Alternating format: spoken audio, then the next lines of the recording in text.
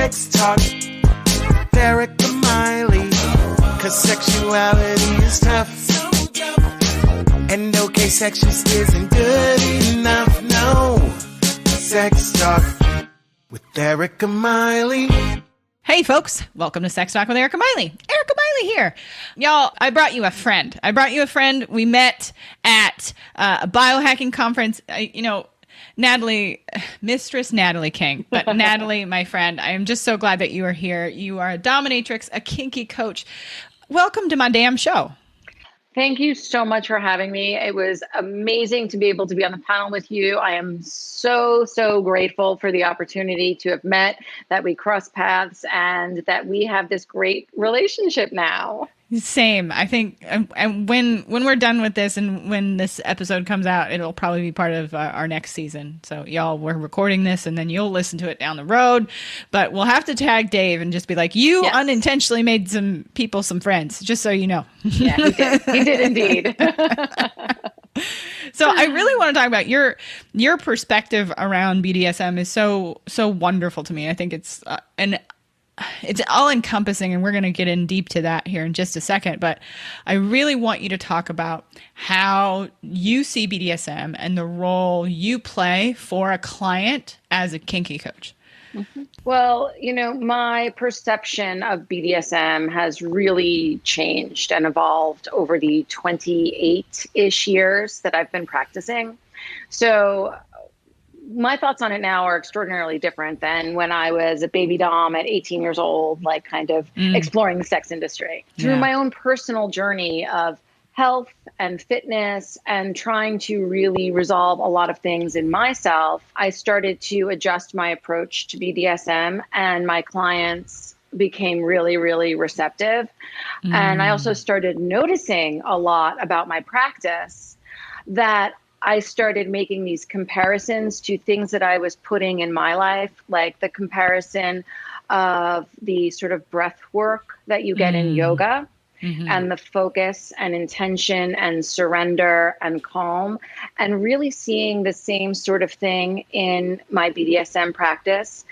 Unintentionally, I was already doing some of the things that I was then learning in yoga, or yoga teachers were having me do. And I was like, oh, wow, this is what I have my clients do to get them to relax and open up and accept and let go and calm their mind and focus. And I was like, wow, this is very, very interesting.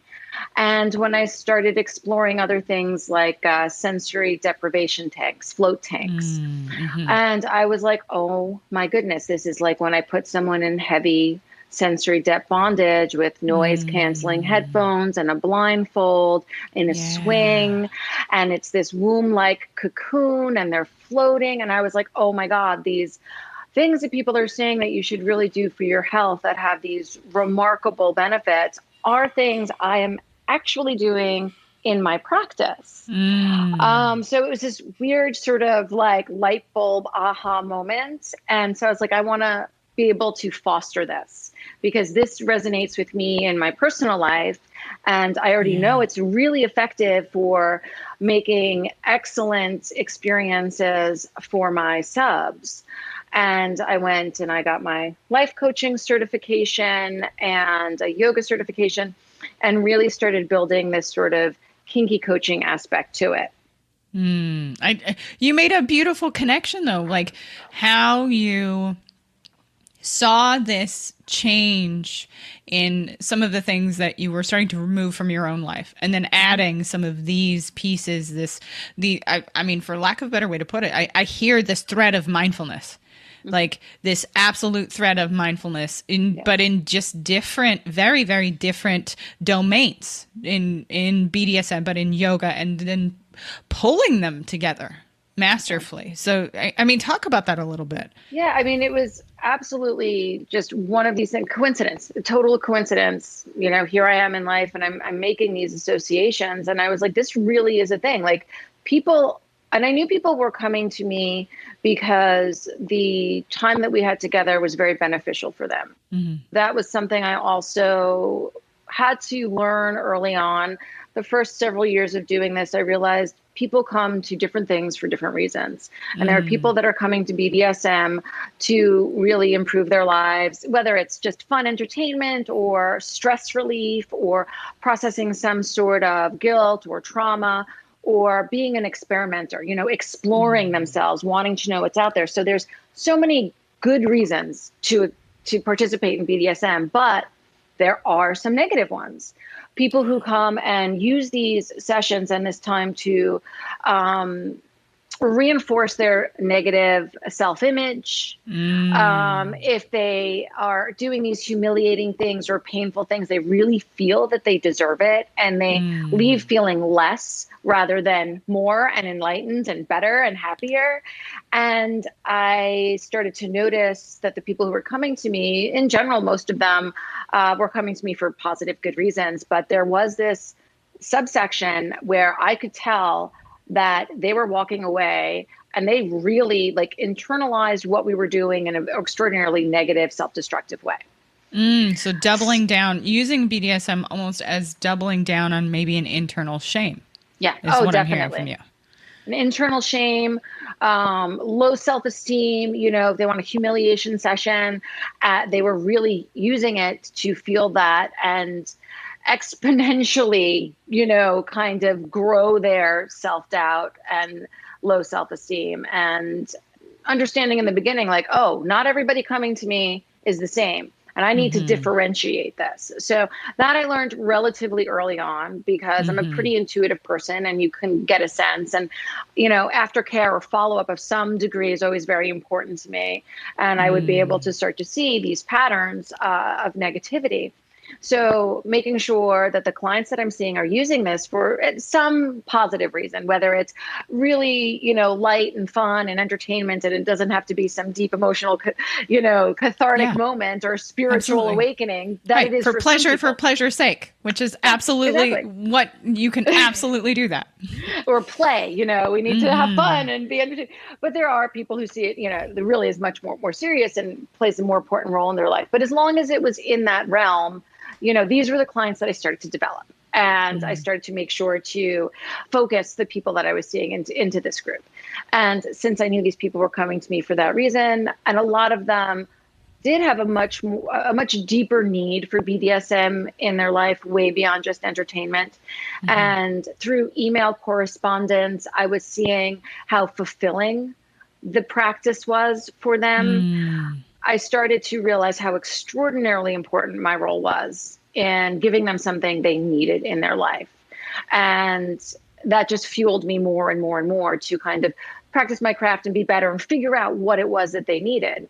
So I've been doing that for years. And then in my own personal life, started working on improving myself. It was very easy for me to take care of others. Not quite so easy for me to learn my own lessons and do that for myself. The barrier for every helper in the world. So I was like, okay, maybe I should start taking some of my own advice here, but in different avenues. And then, when I found these avenues that spoke to me and resonated with me, I was like, holy cow, this is truly a thing.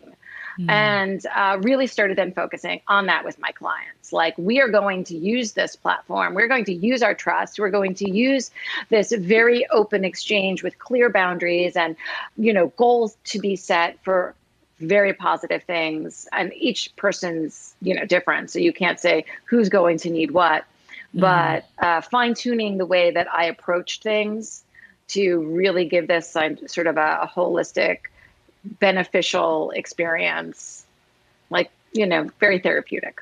I just love that that differentiation you really just started to see, and then how that grew from your own personal growth is a really powerful story. And ultimately, I think BDSM is very much related to, and I imagine, this might be, especially my fellow therapists out there, they may not like this perspective I have, but whatever.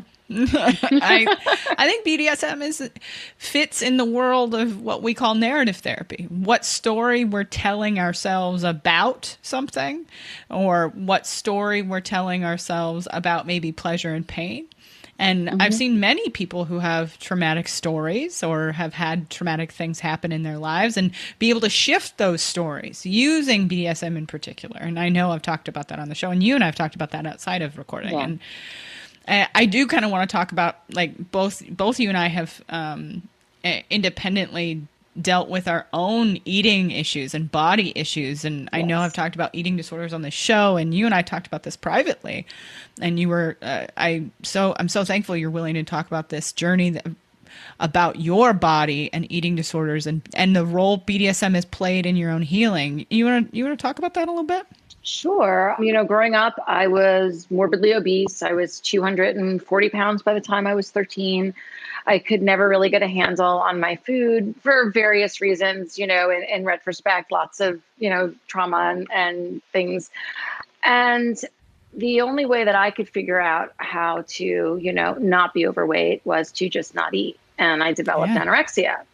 And it was this major control thing. My life was so chaotic when I was younger. There was no structure. It was just everything was out of control, and it was unstable, and I hated it. And my food fell into that as well. And then when I felt I could control it, I figured it out. It was like, oh my God. And of course I did this to a very obsessive degree. Of course you did. Like, kids don't often, I think that what many people are probably unaware about eating disorders is that they do often come at early adolescence. And as a result of, kids don't have a lot of control over their lives. And they sure as shit don't have any control over puberty. Yeah. Right? Like, there's zero control over how puberty necessarily goes for you unless you've got people in your lives helping you create a structure and supporting you through a very, very emotionally trying time. And when you go through trauma during that period of time, it really does dictate, like, okay, I can control this. I can control food. And then often that's when it does become obsessive. It's like, okay, well, I need to look like this very specific image so that I'll be accepted in the world. Yeah. And my anorexia was very intense for me. And getting into BDSM at a very young age, I was 18. And this was on the heels of my anorexic phase. It really provided an outlet for me to fulfill that need to control things, but in a much more positive way. So I'm taking this energy, I'm taking this need, this desire, this thing that made me feel calm and in control and safe and secure and all of that, and apply it to somebody else who wanted, for their own reasons, to not be in control. And it was this great shift that really helped me get over my anorexia, was being able to take those needs and those desires that I was feeling and put them to something much more constructive. And it was, very powerful for me to have this outlet. That was not self-destructive. And not only was it not self-destructive, it was actually really positive because I was then helping other people. Yeah. So for me personally, it was, and getting into BDSM also shifted the perception of myself, because I had gone from somebody who was morbidly obese, no self-esteem, never had a boyfriend, blah, blah, blah, blah, blah. And then at 18 thrown into the sex industry. And all of these people were, paying me and choosing me out of a whole bunch of other people. And, there was like this weird shift in my brain of like, oh, wow, they're not just being nice to me because they have to. They're not just saying I'm pretty or sexually desirable because they're trying to be nice to me. Like, they're actually choosing me and paying me, which is weird. But it was like, oh, wow, I guess maybe people, I don't see myself the way other people see me, because at that point I still had a lot of issues from, the eating disorders over the years of my own self-image. And it was, I think, it sped up the process of me being able to really see myself for who I was and shed all of the misperceptions of myself. Yeah, I hear this, as you were describing it, I just hear this theme of shifting who had the control and who had the power. And then how that impacted your own identity as a young one. Oh, it sounds incredibly powerful. It was. And it's like when I started, practicing the craft, you feel you have to take on a certain persona. I was young and, definitely the person that I wanted to be was the persona that I projected. Mm-hmm. Like, she was my ideal woman. She was strong. Yeah. She was confident. She was witty. She was intelligent. She was sexy. She was like everything I wanted to be. And in those little segments of time, I could really be that person. I mean, it took years and years and years for me to realize I am that person. Yes, like, the integration took time. It's like, yes, I'm that person. I understand that most of the time. But for the good, the first 5-6 years I was doing this, like, that's who I was in that hour, in that 2 hours of time. And it's who I aspired to be. I still was a mess the rest of the time, but it was like, she was my goal of who I wanted to be as a person. And BDSM really, making it my career really forced me to be that person all the time. Person I knew I could be. Yeah. It cracked open and gave you permission. Mm-hmm. That putting on the face of who you want to be at that age, like, I just remember 20-year-old Erica. Woo! I think that's part of our development, especially during that period of time. Like, they don't, of course, like when you're in high school, elementary school, like, you learn a little bit about your development. Sometimes people get some sex ed, maybe.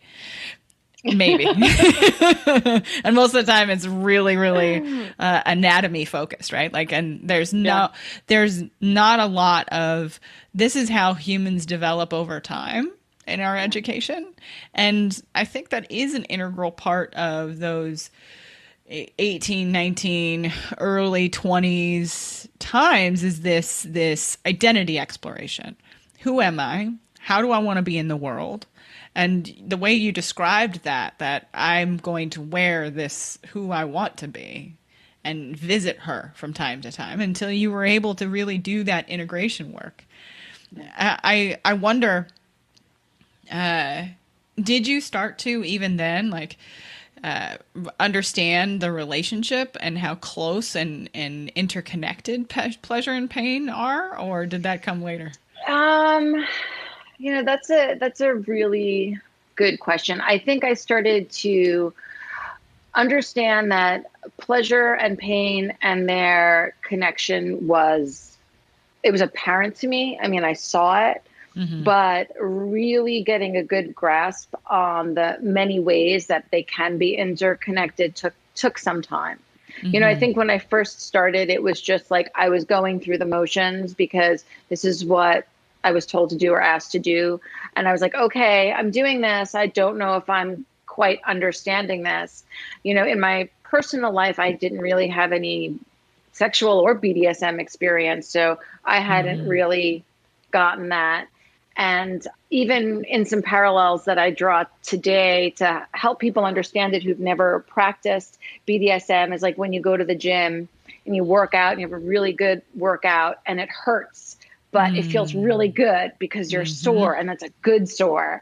And for me personally, I never worked out either. So I didn't have these examples in my head of how to really connect it, but I saw it, and I was like, well, this is definitely something. So it took a little while to be able to process all of that. But I would say, probably about 6-7 years in, I really started drawing those major connections of like, wow, this is very intimately connected. Early on I could tell certain things just like physically, whereas how people can develop a higher pain tolerance the more excited they get. And so I would see these examples of it, but I didn't really get it. I didn't understand the hormonal responses that were going on in your body to allow you to sort of tolerate, and the sexual excitement and the mental headspace that you were in, and the idea of intentional pain. I didn't really understand that at first. Yeah. I don't know that many of us are even introduced to that idea that pain and pleasure and how the brain interprets them are fairly close, even in location. In location, right there. It's very easy for the wires to, the little. Well, and I think you said something that I want to make sure that we at least pluck out is that the question of permission to give or receive pain and how that does change your perception of how pain actually works. You want to say a little bit more about that? Maybe themes you've seen with your clients? So there's the permission to give and receive pain, and also the context of pain. And those things are very, and the intention behind it. I always give the example of the, heaviest masochist on the planet, if you drop a bowling ball on his foot by accident, is going to not like that pain. Yeah. Yes. They're not going to be like, oh, that's so exciting. No. Yeah. So, the permission, the context, the intention surrounding the giving and or receiving of pain is all essential in processing it in the appropriate way. So, with my clients, when we are delving into the pain aspect, because side note, a lot of BDSM has zero to do with pain. Like everyone thinks it's all just beating people, but I would say, 50% of the things that I do have nothing to do with pain. So absolutely. But when you are introducing pain, there can be, so many reasons why people find this pleasurable in that context. Whether they're feeling that those sensations are pushing them physically and they have sort of this reward response for hard work.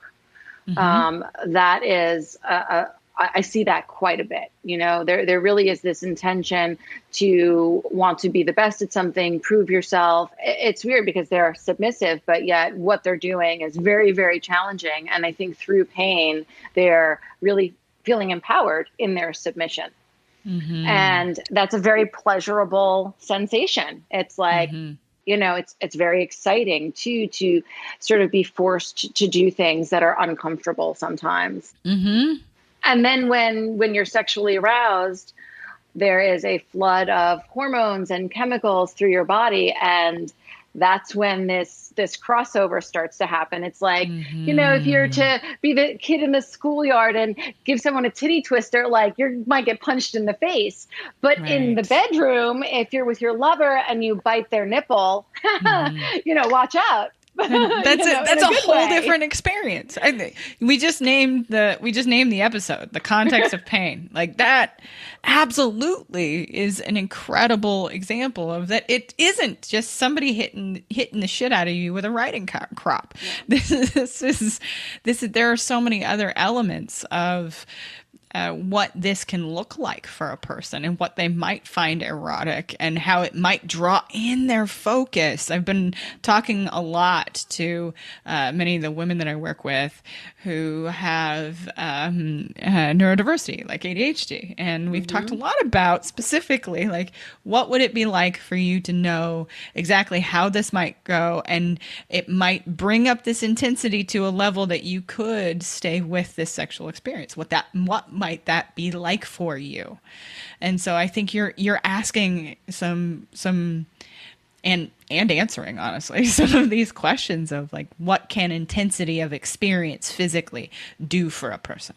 Yeah, when somebody is going on a pain journey, depending on the person, there are lots of things that are involved in getting them to really go deep. And breath work is one, really being able to focus, as you said, is another. And I think, not just the pleasure of the sensations that can happen, even if it's not that pleasurable, the extreme focus and being in the moment, that having to process the pain, it is very powerful for people.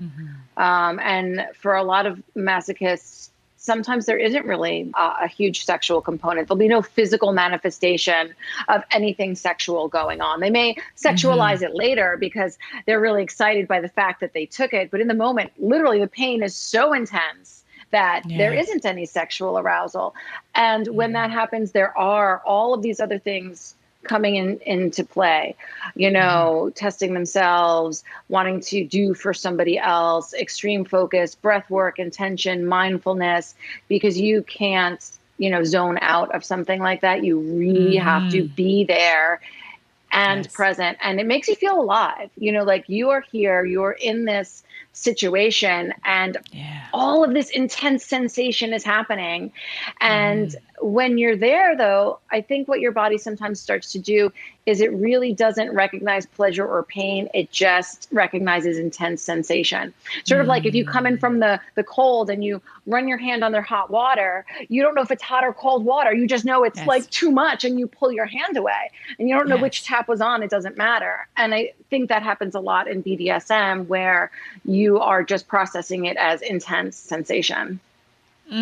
Beautifully put. I just think that it was like the example of not knowing the difference is especially in the culture that we exist in today, and that we exist in a culture that wants, and I this is probably not as hot of a take, especially in the last year and a half, where we're numb.